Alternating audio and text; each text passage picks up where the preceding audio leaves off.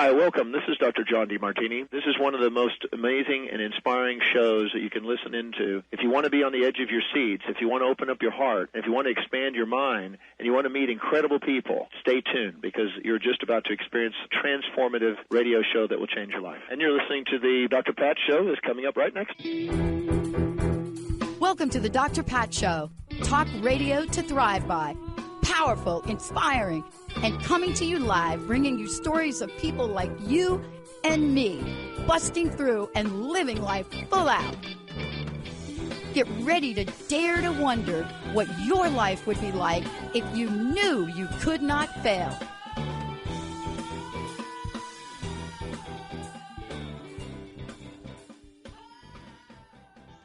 Hey, everybody, welcome. It's so great to have all of you tune us in and turn us on. I get so excited about some of the things we're talking about now. And joining me here today, of course, will be Dr. Alexandra Chauran.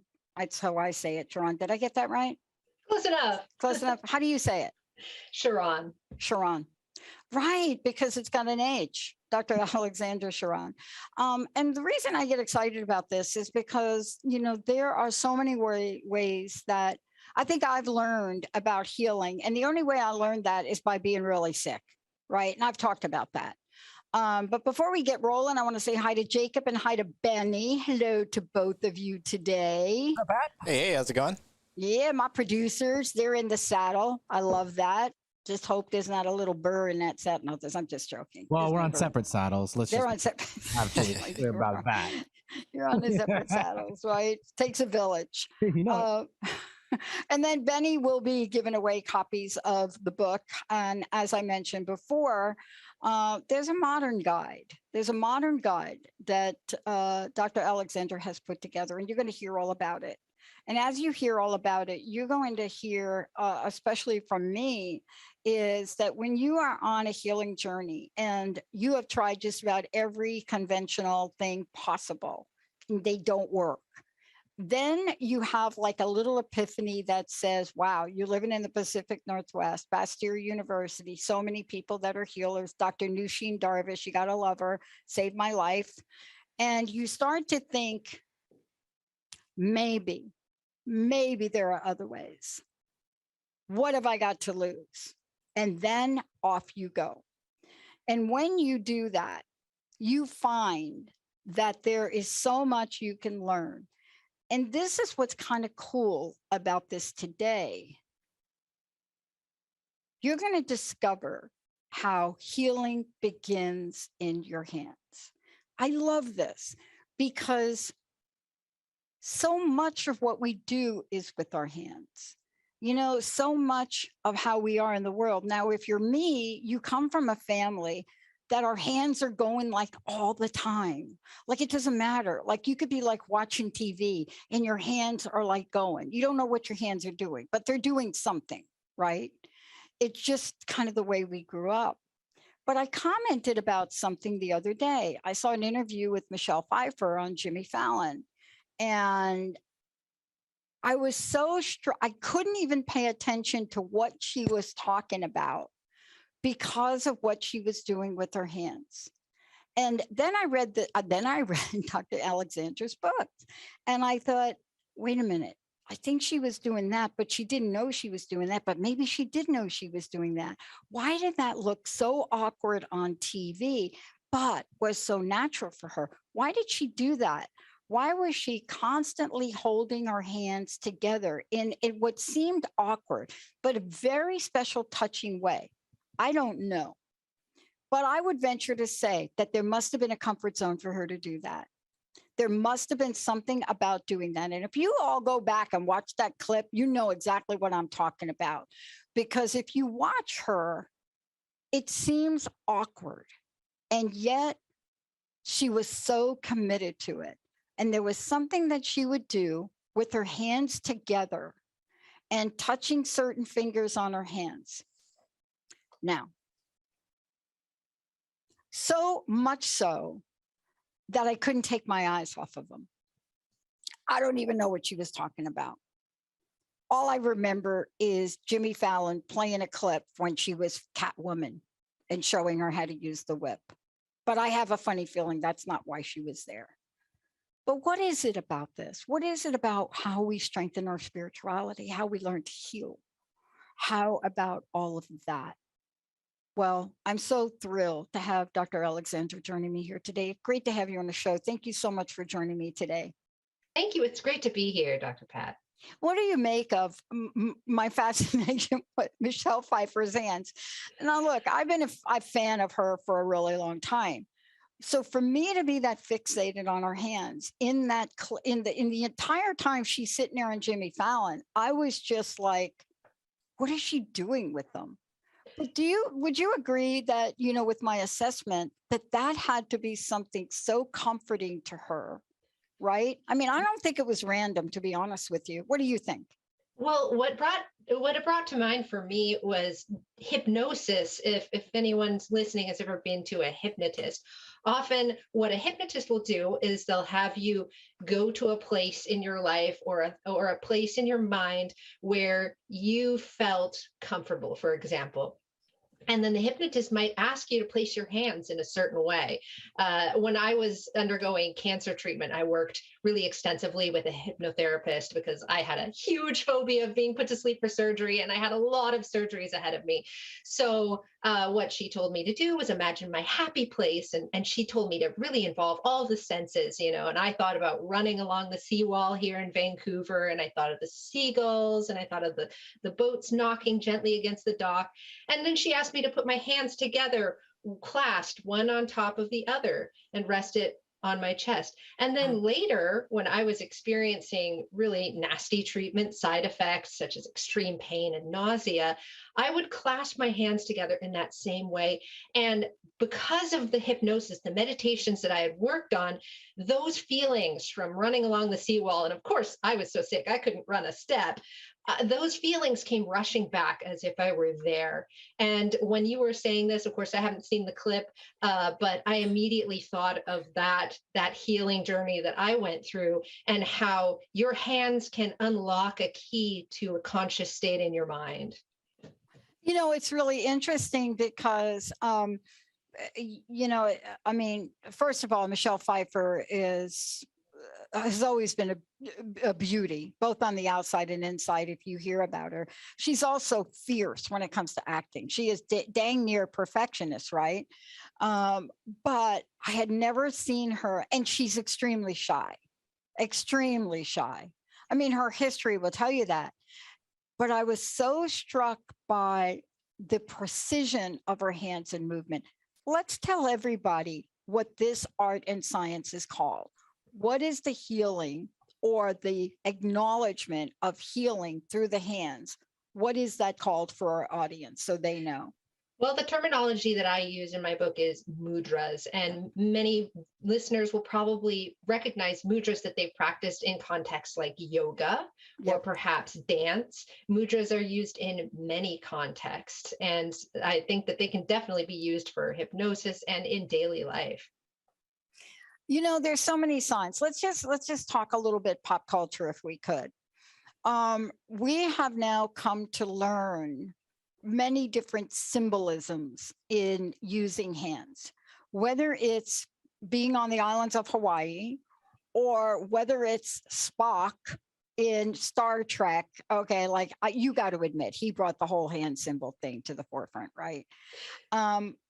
But there are many things that happen in this world. I was especially touched by a movie I watched recently called Coda.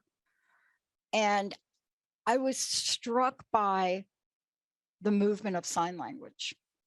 And I was so struck by that. And, of course, I'm reading your book at the same time. So I've got this thing going on with your book and then watching it. So I read your book one time through, then I watched the movie. And my friend said, if you didn't read this book, I don't think you would have had so much to say about it. And I said, well, you're probably right. But there's such beauty in hand movement, isn't there? And the way we could hold our hands. Yeah, it is a language. And as we know, because we see indigenous peoples struggling to keep their languages alive, there's actually, Crow sign, which is a hand sign language of the indigenous peoples, and they're keeping that alive. These are so important to culture. Our language holds all our important messages for life, and they help us understand our world. The way that we interpret our language expresses our heart. Now, one of the most, let's talk about one that you have in the book. And I want to talk about the book. I love it. The average person does use some of these mudras. And one of them is the all famous peace sign, right? Yes. And, absolutely. but that has a very long name in your book. It has a very long name in your book. And I was so interesting as I started to read about what that meant, right? Mm-hmm. Yeah, in my book, I because it's the modern guide to mudras, I really wanted to make this compendium that included ancient mudras that were used in temple worship in India, and then combine that with modern mudras that have been invented in the last 50 years. And so sometimes I'll give two names so you can see the long fancy name, Kataka Mugaha, and then you see right next to it, crossed fingers, and those, we all, we know that crossed fingers are powerful, right? If you're telling a white lie, put those behind your back, makes everything better. And so yeah, I liked to explain some of the history behind the mudras, but of course, something special and magical is there about movement, and it's hard to describe in words. And so, of course, the pictorial drawings make things a lot easier for those who don't want to get tongue-tied. Yeah. What's interesting about it is I was talking to Linda a little bit, and, she's known me since I was early, even before I was in my 20s. And she always commented on how I use my hand. And, one of the things that I will often do is, as I hold my hands, I'll do something like this, but I'll do it naturally. I mean, I'll be sitting here and I'll hold that position in my hand. It'll just be like this. And I was reading that actually means something. That's a sign. The sign right? of the goddess. Yes. Yeah. And I thought, and let me ask you this question, because I've done things like that all my life. Many people have hand gestures. Is there something innate? I believe so. In fact, I was just having a discussion with another practitioner, and we talked about the intersection between palmistry and mudras. So I also do palmistry, and I really enjoy that craft. It has a lot of ancient roots. And one thing that the layperson might not know is that your palm actually changes over your lifetime. So if you do like fortune telling with palmistry, you can kind of use your palm as a GPS for your life, because it does change. As we know, like, the work that we do changes how our hands appear. And so I believe that this kind of can connect with the common hand gestures that we may do as people or within our cultures. Everybody knows that Italians love to talk with their hands, right? And they have some common gestures that we might recognize. And certainly that's going to affect the way that they express themselves in the world and the way that they move forward with their lives. I want to talk about this when we come back, because ever since I started to read the book and talk about this, I've noticed that there are some things that I do, like I don't point to people. Mm-hmm. I hold my thumb and my index finger together. Almost, it's just like odd. It's like odd. People say, are you like pointing? What are you doing? And it's like, I don't know what that is. It's like my thumb and that index finger, they're like together, and it's like a little cave that it creates. That's my version of pointing. I don't do, even when I'm pointing to a board, I won't point with one finger. I have to have my index finger and my thumb touch. And, at one point somebody said to me, don't do that, just point to the board. This was in my corporate job. Mm-hmm. And I couldn't break that habit. When we come back, what does that mean? And how do we honor ourselves here? See, this is less about criticism and honoring. And one of the things you may notice when we talk with Dr. Alexandra, when we come back, watch your children, watch your kids, what they do. And then think twice before you correct them. Okay, you got to read the book before you start correcting people. But what is this weird thing I do with these little fingers right here, this thumb, and I just cannot point with one finger? It's so interesting. We're going to take a short break. We'll be right back. We've got copies of the book to give away, Benny. We'll be back in a couple of minutes. Stay tuned, everybody.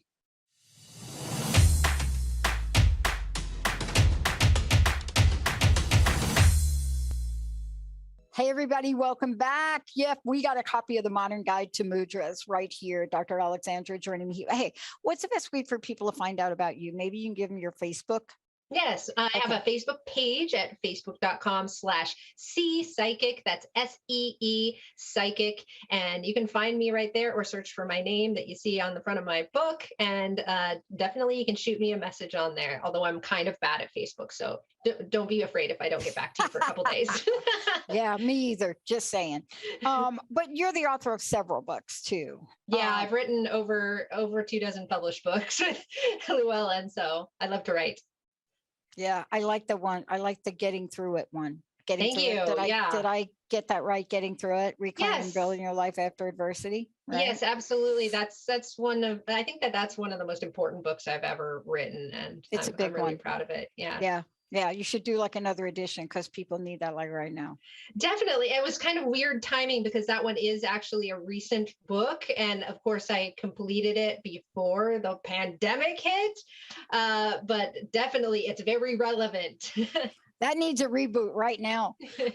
But what we're talking about here, Benny, let's give a copy of the book away, 1-800-930-2819. And then Jacob, keep an eye out on Facebook. Okay, if anybody wants a copy, let me know. 1-800, what's my phone number, Benny? 1-800-930-2819. A lot of hands, a lot of movement. I want to ask you, there's so much in here. It's fascinating to me. I'm so aware now of like moving my hands, right? On this particular thing, you can't see my hands, right? But I do this thing like this. This is like, I don't point it, but I just like do it. I'm like all the time like that. Mhm. But there's so much here. I'm also not I don't sit with my fingers crossed in each other's. I just don't do that. Mhm. But there definitely are some things that people do and children do. And I want to ask you this question.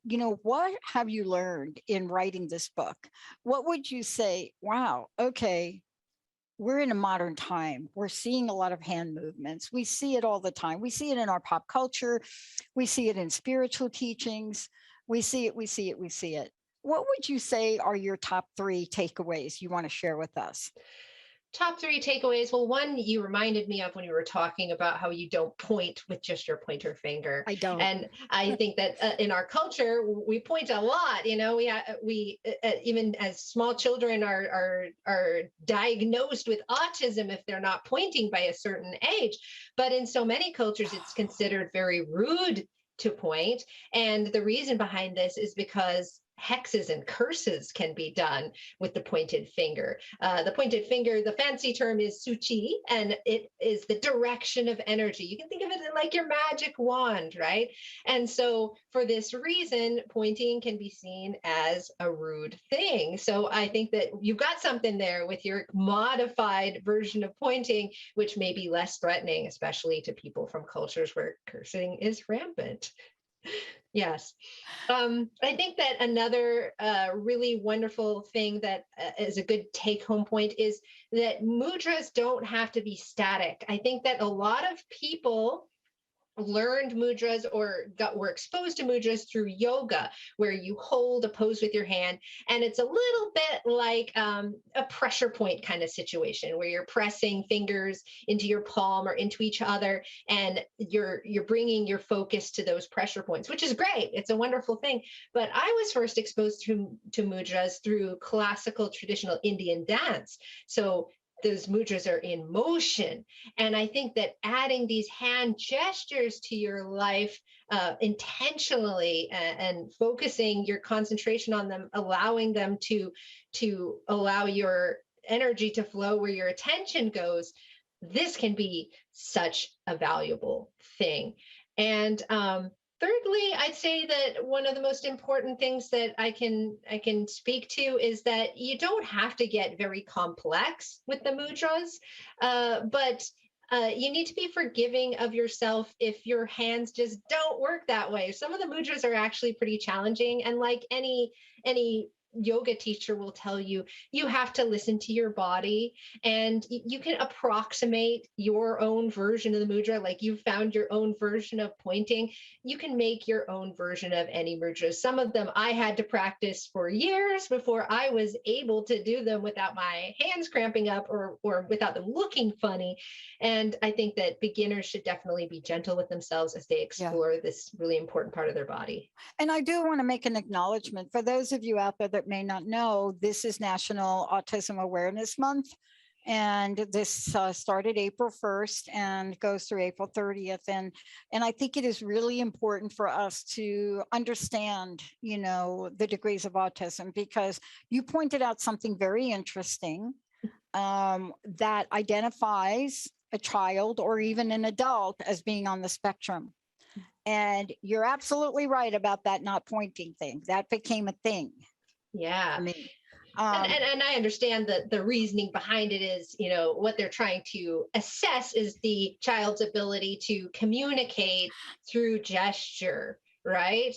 But since that's not something that's explicitly taught in our culture, I find it really interesting that that is the diagnostic criteria.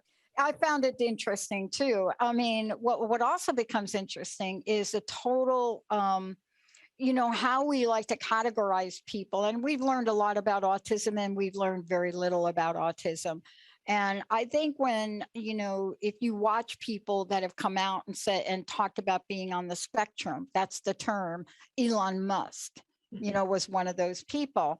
You will learn certain things, especially about gestures. Mm-hmm. But here's what I wish, and this is what your book does. Your book takes away the stigma.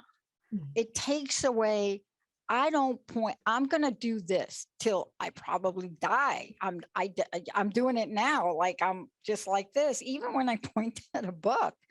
And we have to destigmatize, because what may be going on is what you talk about in the book.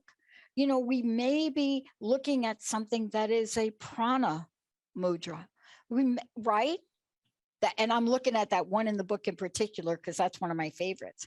But let's talk about the healing essences of these. There's so many you have in here. There's so many symbols we use in our natural world, you know, and then there's so many that we don't. But every one of them has a unique descriptor and value, don't they? They do. And, you know, at the beginning of the show, you talked about healing in all of these natural ways, and allowing that to complement part of your traditional medicine, for example. And I think that that's so important. Our culture has this labeling first piece of it. And I think that often has more to do with billing codes than it does with the actual human being. Totally. Even in psychology, everything's about the billing code. Absolutely.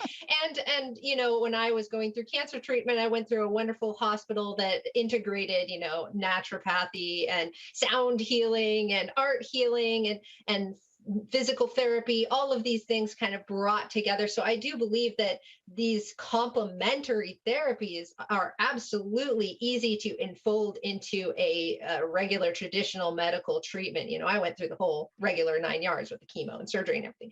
So, and, you know, we need to listen more to the people who have these labels, you know, like for autism, we don't want to listen to Autism Speaks, I understand, from hearing from my autistic friends. Instead, we want to listen to the voices of the people who actually have this label and hear from their experience. And so I really love mudras because there's such an easy complementary therapy that you can integrate into your practice, even if you're stuck in bed in a hospital and you can't get candles or bells or some other tools that you might want to use spiritually. You're going to hopefully always have the palms of your hands right with you. Yeah. And, you know, this is so fascinating. We're going to take a short break, but when we do come back, I love that you broke it out between one-handed and two-handed. Really, I love that you did that. And, you know, when we come back, let's talk about what the differences are. But most of what we see in history, ancient history, and especially spirituality deals with two-handed gestures, for lack of a better term, mudras, right? Two-handed. But yet there's so much that we don't know about the energy we're creating. Mhm. That's what I want to talk about when we come back.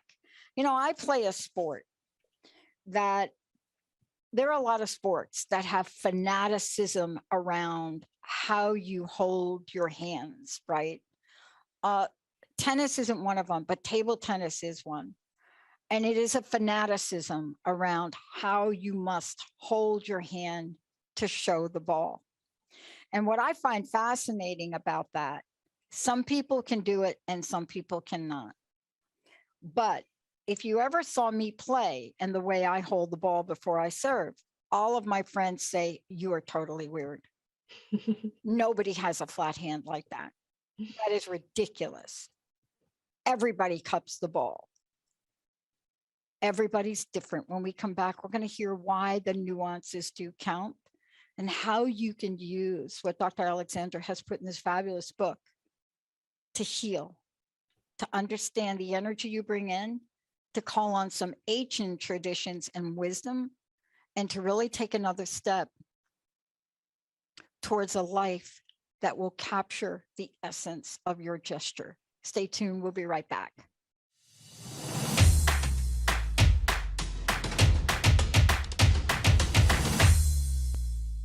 Welcome back. So great to have all of you tune us in, turn us on. Hey, before we keep going, again, mention how people can connect with you, but also how do they get a copy of your book? Sure. You can connect with me online at facebook.com/seepsychic. That's SEE psychic. And you can get my book wherever books are sold. So yes, that does include places like Amazon, but I also encourage you to please try to patronize your local independent mom and pop bookstore. They are definitely hurting right now, and you can special order it if they don't have it. And I want to thank Kat from Llewellyn and Linda, my producer on the Dr. Pat Show on Transformation Talk Radio, for getting their selves together to bring on Dr. Alexandra. I want to talk about, I mean, you make a distinction, which I was really glad about. I mean, I got through the first part of the book and I just got fixated on it. And then I got to the next part, you know, about looking about one hand versus two hands. And I was still fascinated by that.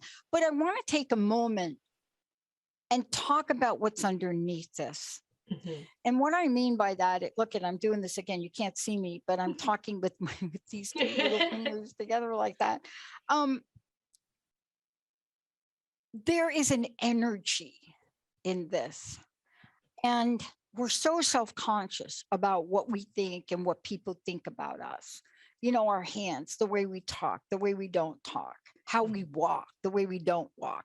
Now, during my healing journey, I learned a ton about the feet, but it wasn't later till I learned more about the hands. And I wanted you to talk about the energy that we can bring forth consciously.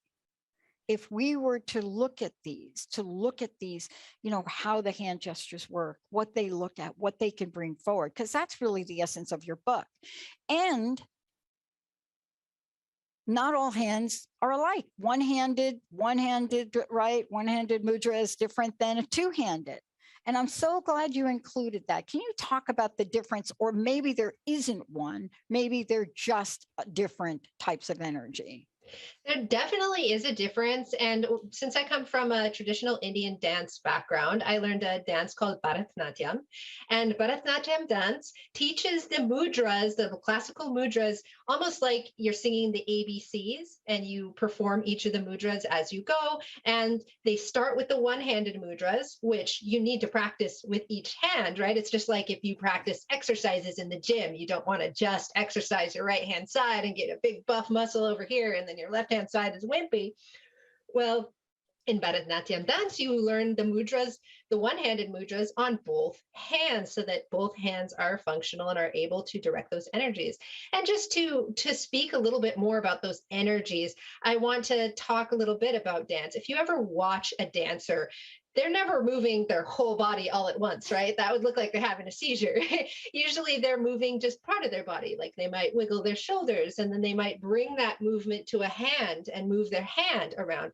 And your eye will be drawn to the part of the body that the focus is drawn to, right? The movement is happening in a specific spot on the body.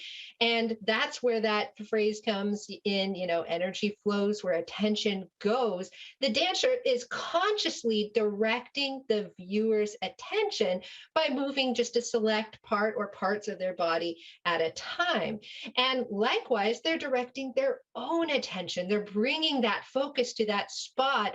And that's where you get like a one-handed mudra if you're just trying to focus the attention on this spot, or two-handed mudras that work both hands together in order to create an energetic attention foci.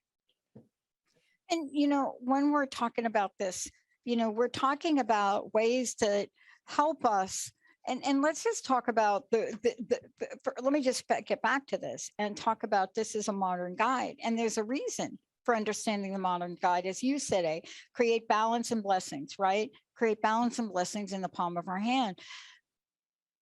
It's so great that it literally could be that easy. Yes. But you have to learn it, right? I'm not saying, but we're learning that every part of who we are generates an energy. Mm-hmm. Every part of it. Right. And it's so wonderful that we can do this with just the tools at our disposal. I come from a Wiccan religious background, and all the witchy people, we really love our smells and bells and all our ritual accoutrement. I think that a lot of people who are drawn to that spiritual path, they want things like statues and candles and tools and magic wands and crystals. But that's also limiting spiritually. It can become sort of a crutch, because then what if you find yourself spiritually lost at sea and without your tools, like laying in a hospital bed or far away from home? You might feel like you don't have what you need to bring yourself peace and balance. But if you train yourself on methods of using your own body, your own mind, your own intention and focus, then you will have that wherever you go. One of the things that I wanted to ask you about is we live in a very stressful world. And some people say very stressful. Some people really, it depends on who I talk to and what day I talk to them. Is someday the post-pandemic has taught people some coping mechanisms. So, what they've had to learn is how to use some calming mechanism, meditation, maybe not even, maybe they get a brain tap, whatever that is. But in any event, we're talking about calming. We're talking about calming gestures. And this is, Autism Awareness Month. And one of the things we know or have learned is there are some things that happen for children. You couldn't get me to stop tapping my foot, and you could not get me to stop tapping my fingers. It didn't matter. I mean, it was so bad in Catholic boarding school, they didn't know what they were going to do with me. I just thought I was having a good old time. But the point is, it generated an energy. It generated something for me. Michelle Pfeiffer probably had something going on. But let's talk about what people can learn to do with their hands to calm themselves. Absolutely. I mean, I think I love how we talk about children again, and we know that children fidget, and then this fidgeting is taught as some kind of pathology. Like, why are you fidgeting in the classroom? When we're just trying to move our bodies, right? We need our bodies need to be moved. And so I think that there's a lot of mudras that you can use, and you can train both states of being. You can teach your body to be centered and focused by using just a static mudra to try to calm your hands and stop that fidgeting intentionally on your own terms. Or you can use those gestures, those moving mudras, to dance your way to peace and calm. And that is, both of those methods are really important. So what I encourage is, just like at the beginning of the show, I talked about hypnosis, where you might you might be in a state where you're envisioning your happy place, and then you hold your hands in a certain way, and then later when you take that hand posture, you remember your happy place. Well, I also encourage people to practice both ways. So for example, you might meditate and practice with a mudra being in a peaceful state. For example, one mudra that I like to teach is the keep it together mudra, where you pinch your fingers together, your pointer fingers and your thumb together, and allow your ring fingers and your pinky fingers to just go up naturally. This is sometimes called the keep it together mudra. This is one of the modern mudras. And if you practice that keep it together mudra in a peaceful space, like in your living room with incense and candles, and then later you're at work and somebody is bugging the stuffing out of you, you can hold that keep it together mudra and unlock that part of your brain that was in your living room feeling safe and calm. There's a couple that I was drawn to. I was talking to Linda about it, and one of them, you call it the eagle seal. This is another one of these things that if you ever watch me and I'm sitting or I'm at a movie, or even if I'm waiting at a meeting or I'm at a meeting, I will just put those two thumbs together and I'll just put that right down on the table or on my lap. And I'm not trying to make signs in the shadow on the projector. It's just a thing. But it's fascinating when I read what these are about. And I think that there are here, when we're talking about mudras, we're talking about very specific, ways we hold our hands that can take us to a place we really want to go. And I think when I read about that one, that was about inner freedom. So you could tell if I'm anxious waiting to talk, that I would put myself in that I would lock those two thumbs. I mean, literally, if you saw me, you can't see me now, but if you saw me at a meeting, I would lock those two thumbs and I would probably have my hands like on my stomach, but those two thumbs would be deadlocked together.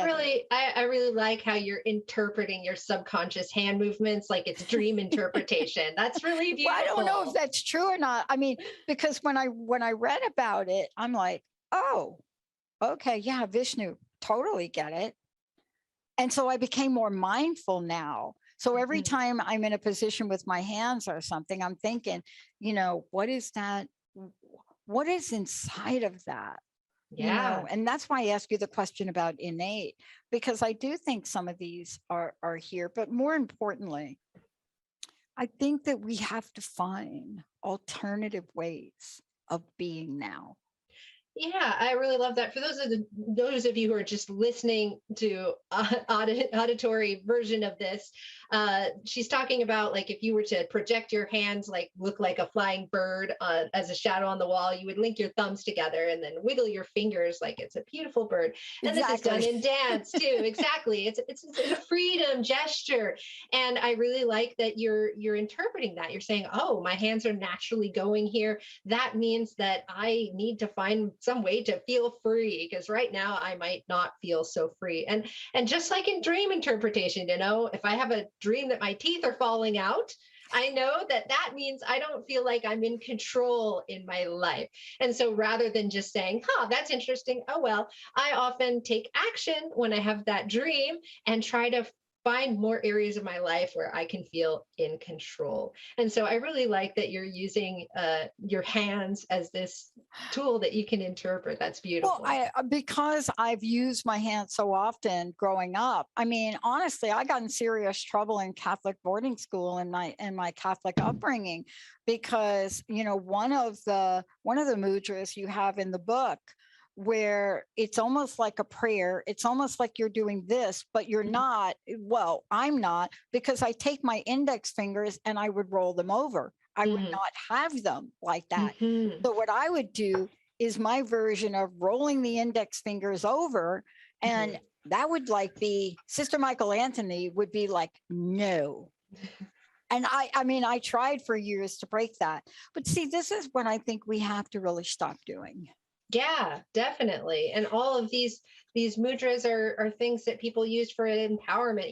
Like there is a mudra called empowerment. There's a mudra called Atman, which is representing the true self. And it's interesting that your hands just automatically went there because you're expressing your true self. We need to give ourselves the freedom to be able to do that. And these mudras have variations too. Some people ask how many mudras are in the book. I can't really put an exact number on it because some of these mudras have several variations.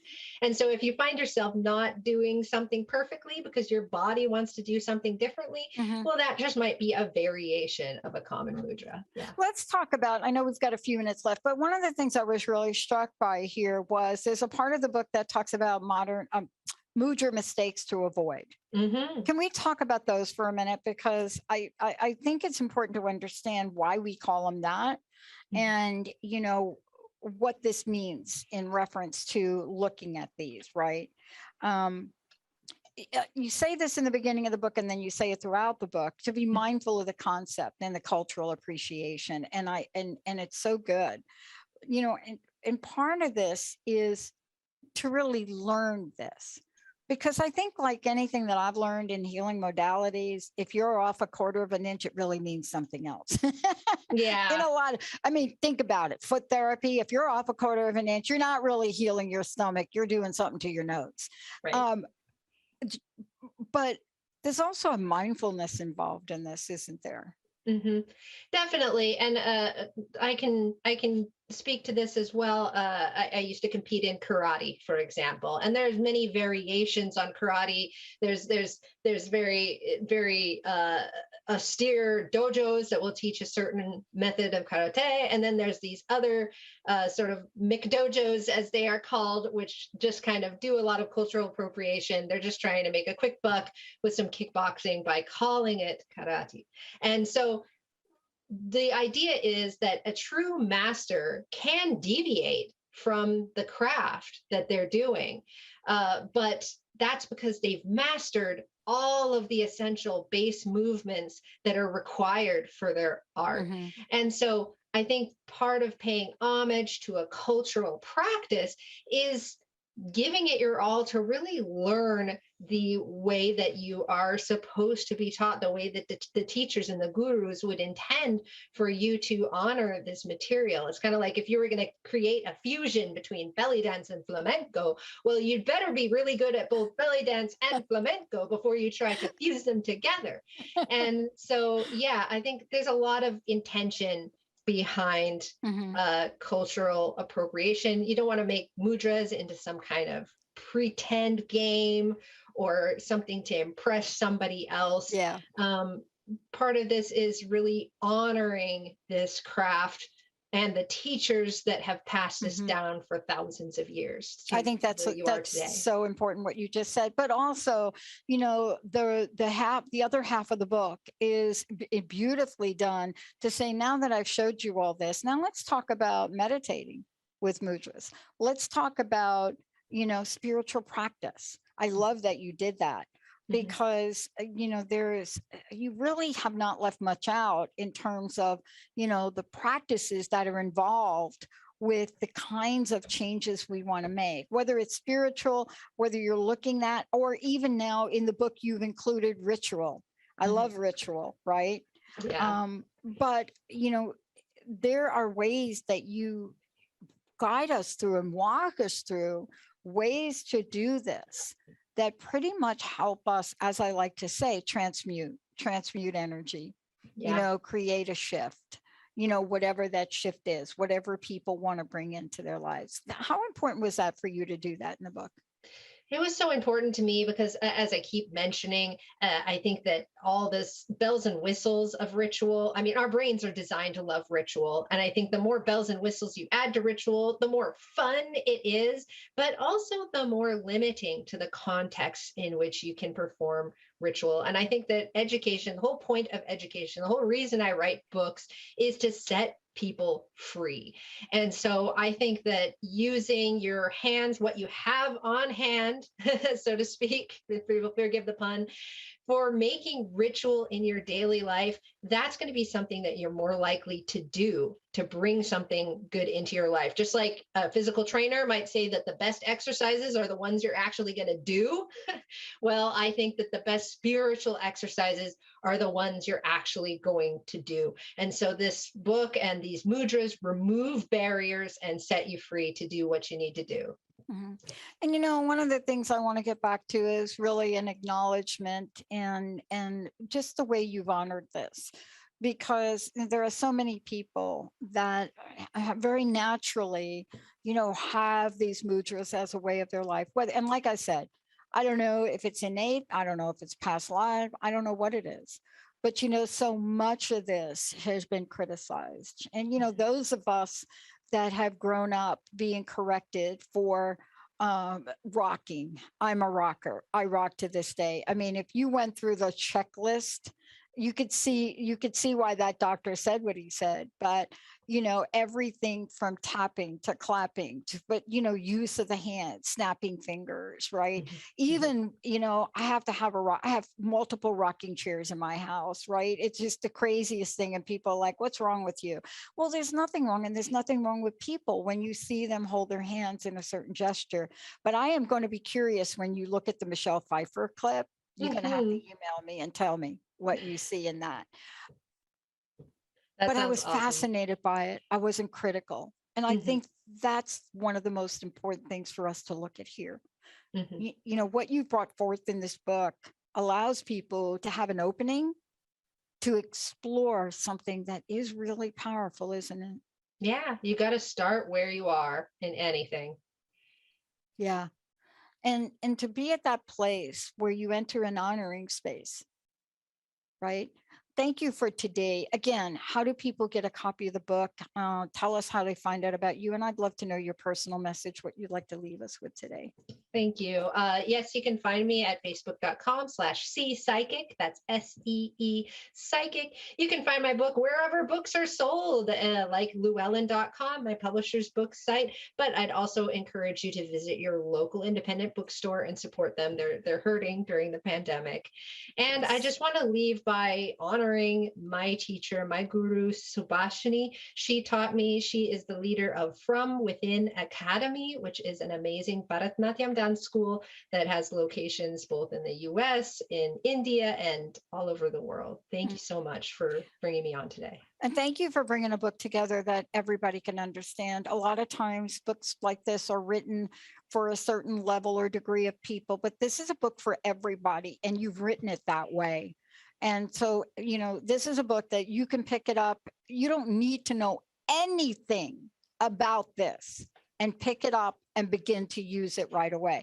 That's what I love, right? Both the practicality of ancient wisdom.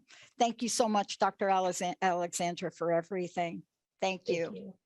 I want to thank Benny, and I want to thank Jacob, and I want to thank all of you. You're the best audience on the planet. And yes, FYI, I am going to be talking more about these incredible people at home instead.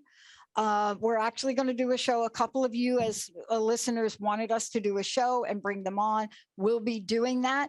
But for all of you out there, remember this, whether it's Autism Awareness Month or any other month, you got to keep your head up high. You got to know that the human in us creates categories that'll have us believe that we're different and less than. We're not. We may be different, but that's what makes us so very special. That's what makes us special. So today, when you're looking at somebody and maybe you don't like the way their hands are, or maybe you're thinking, wow, they're a little bit off. Maybe they're rolling their eyes. Maybe they're tapping. Open up your heart for a minute and think about how unique that person might be. And just for a minute, reserve that judgment. Now, if we did that, that's truly honoring this month, Autism Awareness Month, truly honoring it. And then every other month or day we celebrate. We're all special. Thank you for tuning us in, turning us on. We'll see you next time.